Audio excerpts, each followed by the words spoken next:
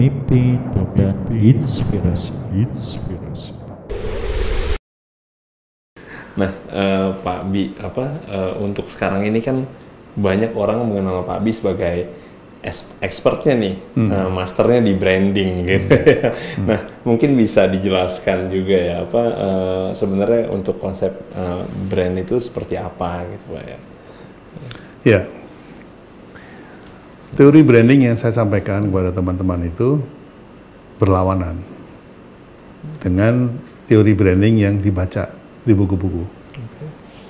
Jadi orang-orang asing itu menulis buku tentang branding, mereka beranggapan bahwa merek itu branding, logo itu branding, bahkan iklan pun branding, packaging itu branding.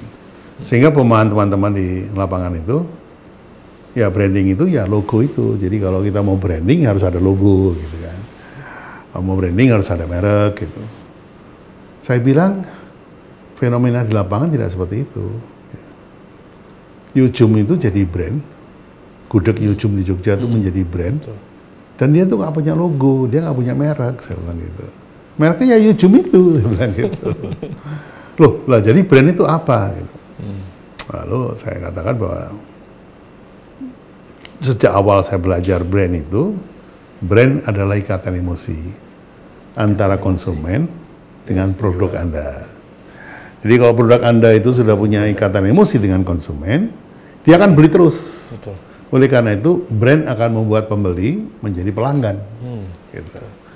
Jadi cirinya dia akan menjadi brand kalau sudah ada pelanggan. Ada pembeli yang membeli lagi gitu. Tapi kalau pelanggan yang nggak ada, dia belum jadi brand. Itu harus dibuktikan dengan kualitas ya, kualitas produk itu sendiri. Jadi rahasianya adalah pada gigitan pertama. Luar biasa. Jadi kalau kita makan sesuatu gigitan pertama sudah nggak enak, itu sudah langsung brand hell. Sudah langsung tidak ditengok lagi, nggak akan balik lagi ke situ.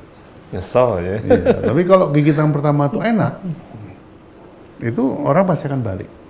Jadi masuk ke dalam brand heaven. Jadi saya kasih tahu sama teman-teman UKM ini, kalian kan jago bikin produk. Sudahlah, bikin produknya enak aja, gitu. Nanti dia akan menciptakan brand sendiri. Mau usah pasang iklan, gitu. Iklan mahal, udah gitu aja. Ya kayak soto Pak Sadi, kemudian ada soto Kudus, itu kan mereka kan nggak pakai iklan, gitu ya. Nah, terus kayak misalnya apa ya, rawon nguling, gitu kan ya, atau rawon setan, itu kan ini nggak pasang iklan, dia nggak punya logo pula, gitu. Jadi nah ini yang kemudian ada teman bilang, tapi di buku-buku itu Pak, merek itu sama dengan brand. Nah begini, di negara sana tuh beda. Gitu. Kalau di sini Anda punya barang, ya Anda punya barang, itu nggak dibeli orang, dia akan tetap jadi merek. Gitu. Tapi kalau di sana, karena mereka sudah melakukan survei, melakukan riset, mereka yakin bahwa setiap merek yang mereka keluarkan itu pasti jadi brand, pasti ada pelanggannya gitu. Sehingga mereka langsung potong kompas saja. Dia bilang bahwa merek itu ya brand gitu. Karena apa? Di sana begitu launching udah langsung ada pelanggan, sudah langsung ada pembeli. Di Indonesia launching bisa seminggu gak ada yang beli. Tetap merek aja itu nggak ngapa-ngapain. Sekarang justru malah lebih banyak pusing di how to launch ya. Betul. Launchingnya macam-macam. Ya, seperti itu. Jadi, nah itu yang saya sampaikan. Jadi teori branding saya lebih simpel sebetulnya. Jadi mau jualan gudeg, bikin logo loh. Apa hubungannya gudeg sama logo kan? Gitu. Yang penting itu enak nggak gitu. Kalau enak ya otomatis jadi brand. Gitu. Jadi kalau istilahnya Gombloh kan, kalau cinta sudah melekat, tai kucing rasa takut.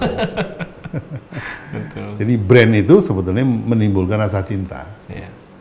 Kalau sudah cinta, walaupun kualitasnya dikurangin, walaupun sudah ganti pemilik, walaupun tetap beli. Gitu. Walaupun di toko sebelah di diskon, tetap beli yang ini. Gitu. Jadi kalau sudah ada rasa seperti itu. Yeah. Lalu bisa diceritakan Pak, perusahaan-perusahaan besar yang sudah pernah digarap sama Pak Iya. Sudiarto untuk brandingnya? Perusahaan-perusahaan besar yang sekarang brandnya menjadi besar, walaupun tidak membayar saya sebagai brand konsultan gitu ya, membayar saya sebagai biro iklan gitu. Itu ada beberapa lah, ya. Yang paling fenomenal menurut saya Indomie.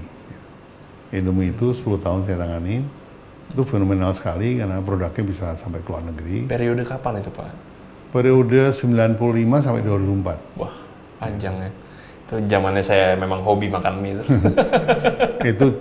itu zaman susah. Ini zaman dia saya pegang nggak lama krispon.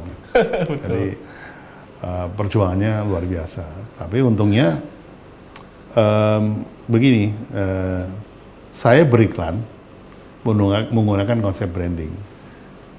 Branding itu begini, kalau produk Anda sudah bisa menjadi produk ritual yang dipakai pada jam yang sama, pada hari yang sama, maka itu akan terjadi yang namanya brand loyalty. Ya. Contohnya gini, ada ritual tahunan, yaitu Lebaran. Ya. Anda pakai sarung, Anda pakai baju koko, dan pakai kopiah. Gitu. Suatu hari kopiah Anda hilang, terus sarung Anda hilang, atau udah robek. Dulu mereknya apa ya? Mereknya sarung Atlas. Udah, beli lagi Atlas lagi. Gitu. Jadi setiap tahun dia beli, ada ritual membeli setiap tahun, dan itu yang dibeli selalu sarung Atlas. Nah, ada juga yang ritualnya sampai harian. Ya. Karena manusia itu pada hakikatnya day low atau day in day out-nya dalam satu hari itu nggak berubah. Bangun jam sekian, begitu bangun duduk, turunnya kaki kiri dulu atau kaki kanan dulu, udah gitu ke kamar mandi, gosok gigi, itu kan pekerjaan tiap hari yang dilakukan. Sampai karena dikerjakan tiap hari dan tidak ada miss sama sekali, saya sebutnya itu ritual. Bukan ritual seperti ritual keagama, enggak. Tapi gosok gigi nggak pernah lewat, tapi sholat bisa lewat. Nah, ini nggak boleh sebenarnya. Jadi kalau produk kita atau brand kita, merek kita sudah bisa menjadi ritual, maka Anda sudah menjadi ultimate brand. Ya. Sehingga pada waktu saya menciptakan Indomie, saya bilang gini sama Bu Eva waktu itu, Bu, tugas saya apa? Bu Eva bilang, tugas Pak Pi adalah membuat Indomie ini diterima oleh masyarakat. Bagaimana orang Indonesia doyan mie gitu. Orang Indonesia kalau belum makan nasi kan belum kenyang ya. Ini gimana caranya bisa diterima lah. Selain nasi itu ada Indomie. Jadi intinya dari 9 bahan pokok itu yang ke-10 adalah Indomie. Jadi kalau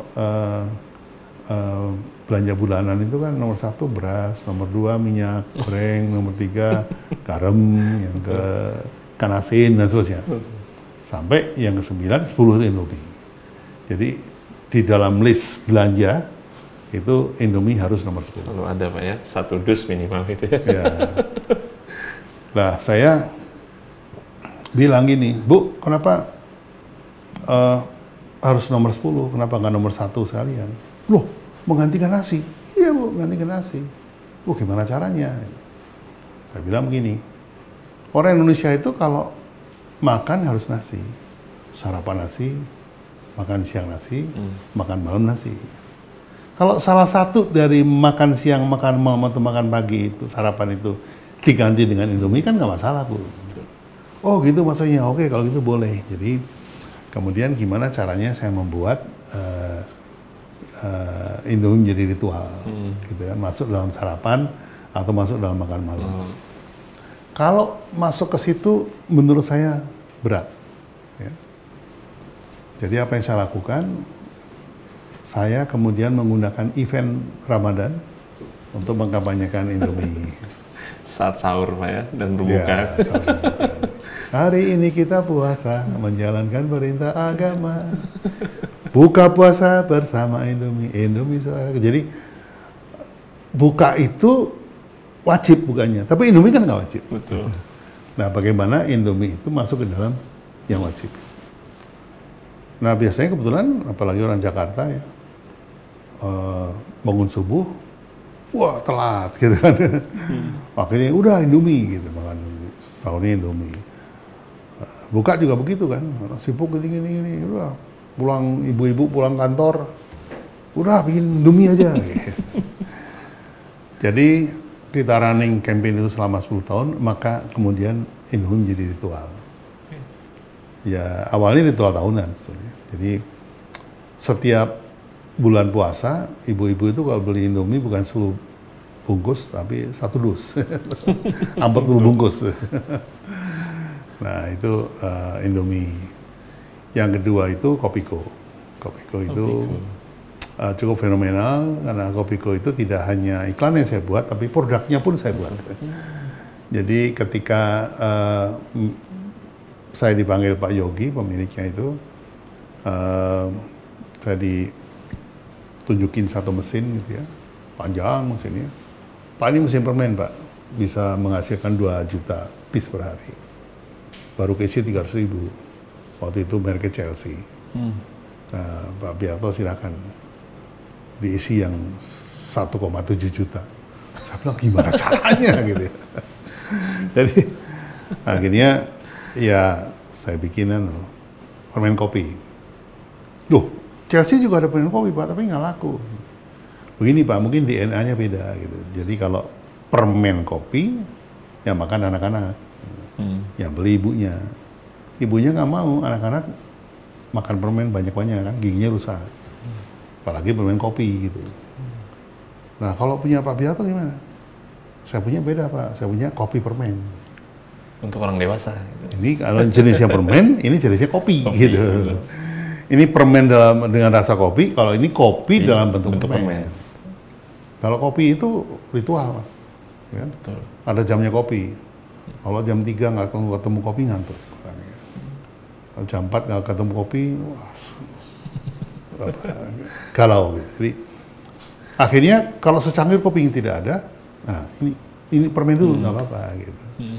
Jadi akhirnya dari tadinya itu produk nice to have menjadi must have. Yang tadinya produk asal-asalan menjadi produk ritual. Gitu. Jadi semua orang kalau jamnya kopi langsung makan kopi kok. Gitu. Bahkan untuk perjalanan aja gitu di mobil-mobil doang deh. Betul. Jadi apalagi kalau wah ini udah jam 3 kita mau jalan nanti macet di jalan ya bawalah kopiko gitu ya. Jadi itu salah satu dari fenomena yang saya buat. Kemudian yang ketiga itu apa namanya kartu as. Kartu as itu Eric Meyer waktu itu tahun 2004 sih, belum lama. Dia minta saya untuk membuat fighting brand buat melindungi simpati dari serangan merek-merek lain. Saya bilang arahnya kemana nih? Anak muda nih, anak SMA. Oke, nah SMA. Jadi berarti frontalnya sama IM3 kan. Akhirnya saya panggil tuh temennya anak-anak saya waktu itu masih SMA. Udah saya ngobrol-ngobrol. Saya bilang kalau buat anak muda itu masih main kartu nggak sih? Oh masih om, kita masih main kartu gitu. Di kartu dari semua kartu yang paling andal tuh kartu apa? Gitu. Ya kartu as om. Wah. Udah kasih nama kartu as, artinya kartu andalan dan juga truf card kan. Kartu ini kartu, wah, pokoknya udah nggak ada yang lain, ini pasti jadi. Jadi akhirnya kita kasih nama kartu as dan ternyata dia tidak hanya menjadi fighting brandnya Simpati, tapi dia sekarang lebih besar kartu as daripada Simpati. Jadi pada waktu saya lepas itu tahun 2000 berapa ya, Eric Meyer pindah ke Indosat itu 2008 atau 2009. Itu mereka lagi galau nih. Ini gimana fighting brand jadi main brand gitu. Terus apa simpati harus jadi fighting brand atau kartu asnya kita kurangin ininya, dikurangin tetap laku. Jadi, dikurangi kelebihannya, keunggulannya dikurangin pun masih laku. Nah itu fenomena juga. Nah sekarang mungkin kartu as itu sudah di atas 50 juta mungkin. Pelanggannya. Itu yang ketiga. Yang keempat itu menurut saya adalah Polytron. Polytron itu produk lama. Dalam negeri ya? Saya tangani tahun 81. Ya. Itu merek nomor 32 dari 32. Paling buncit ya pokoknya. Itu barang ditaruh aja konsinyasi nggak mau orang terima. Nah apaan nih? Jadi akhirnya saya tangani pakai strategi branding yaitu TV-nya itu sebenarnya TV Eropa. Karena komponennya dari Eropa cuma di assembly di Indonesia. Terus saking nggak lakunya sampai akhirnya harganya itu sama dengan TV Jepang waktu itu. Jadi saya kasih slogannya Polytron TV Eropa, harga Jepang. Nah, TV Eropa waktu itu, zamannya Grundig, Blaupunkt itu kan mahal. Divisi ya. Itu. Kemudian ini TV Jepang waktu itu lebih murah. Jadi akhirnya itu bilang TV Eropa harga Jepang, ya jadi laku karena sama aja TV Eropa harga murah gitu kan. Itu yang kedua, yang keempat ya. Terus ada lagi yang fenomena adalah Extra Joss. Ya. Extra Joss juga fenomena. Itu brand juga saya besarkan tahun 95 sampai tahun 2004. Itu saya bilang sama dia bahwa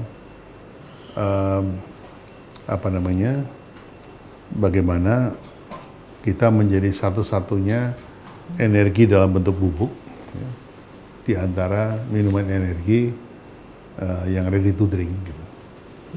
Nah, saya bilang bahwa ini biangnya, buat apa botolnya gitu. Jadi akhirnya buat apa lu kan cuma butuh minumnya, ngapain mesti bayar botolnya gitu. Jadi akhirnya itu juga ngetop. Saya ingetin bahwa teknologi kayak begini nggak susah. Gitu. Ini bisa dicontek orang dalam waktu cepat. Nah, dia menjadi monopoli di minuman bubuk energi itu ada dua. Yang pertama, karena teknologinya susah diikutin, sehingga dia menjadi besar on the borrowed time istilahnya, dikasih pinjam waktu untuk jadi besar gitu. Atau oleh pesaing dianggap, lu kecil nih, Sunset Industry, ini mana laku nih gitu kan, jadi anggap kecil, akhirnya malah jadi gede gitu. Nah, pada waktu itu Extra Joss sempat besar, jadi istilahnya dia dipinjami waktu oleh pesaing untuk jadi besar itu kira-kira 7 tahun. Ya.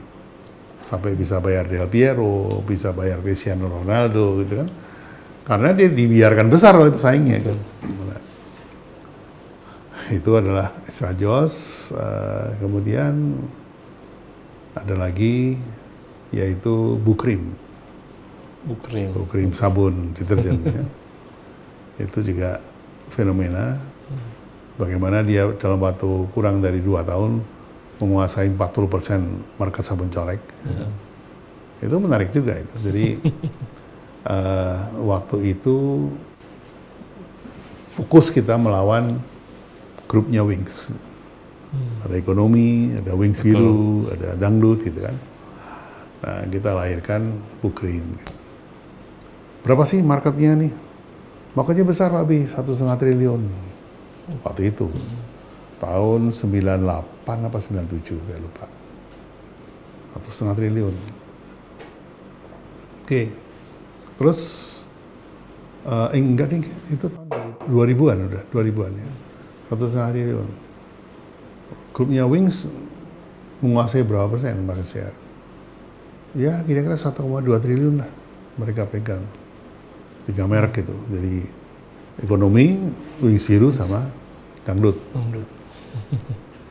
Terus jadi kita mau ngambil 2%, Pak. Ya kita kecicilan dulu aja lah gitu. Pokoknya kita targetnya omsetnya 50 M lah setahun.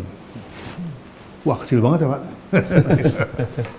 Ya makanya saya pakai Pak Biarto biar gede gitu kan. Ya udah gini aja Pak. Berapa budget yang dikeluarkan untuk iklan? Pokoknya sales tahun pertama berapapun kita dapat kita buang untuk iklan. Oke sip, kalau gitu gini. 50 miliar itu targetnya. Yuk kasih ke saya budget promosi 50 miliar. Saya minta separuh dipakai untuk promotion. Separuh untuk hadiah. Gitu. Karena COGS-nya kan nggak sampai 50%. Jadi dia nggak rugi juga sih, harga separuh juga. Jadi, oke, kita bikin kampanye buy one get one free. Beli satu dapat 2. Loh kenapa? Begini Pak. Anda kan kalau beli satu dapat 2, itu budgetnya sudah diperhitungkan. 50 miliar yang mau dihabisin. Jadi beli satu dapat 2. Yang separuhnya lagi saya pakai buat iklan. Nah, sementara kalau Wings ngikuti strategi kita, maka kalau dia bikin beli satu dapat 2 lagi, itu yang hilang dari 1,2 T adalah 600 miliar. Dia nggak bakalan ngikutin kita, dia pasti mati gaya. Udah kita campaign. Pak, di mana campaignnya? Surabaya. Surabaya itu jantungnya Wings loh. Iya, kita sikat langsung. Kita kerjain jebret dalam waktu kurang dari 2 tahun, 40% market share di Jawa Timur sudah dipegang. Tapi ya gitu, karena kita berbasis kepada harga, berat di COGS lama-lama kan harga tetap, tapi ongkosnya naik, ya akhirnya kita kembali ke harga normal. Nah, waktu 2 tahun itu ternyata sudah membuat orang itu beralih ke lain hati. Gitu ya. Jadi, ketika ini ada Wings harga normal, terus ini ada Bukrim harga separuh gitu ya, orang nyoba kan, coba aja, siapa tahu bagus. Begitu ternyata bagus, udah nggak mau balik lagi gitu kan. Jadi itu yang ke 5 atau ke 6 gitu. Ada lagi lah beberapa yang kayak Torabika, kayak Sanaflu, banyak lah. Ya, oke. Pemirsa, cukup seru nih ya kisahnya Pak Subiarto. Nah, jangan kemana-mana, kita akan kembali setelah break yang satu ini.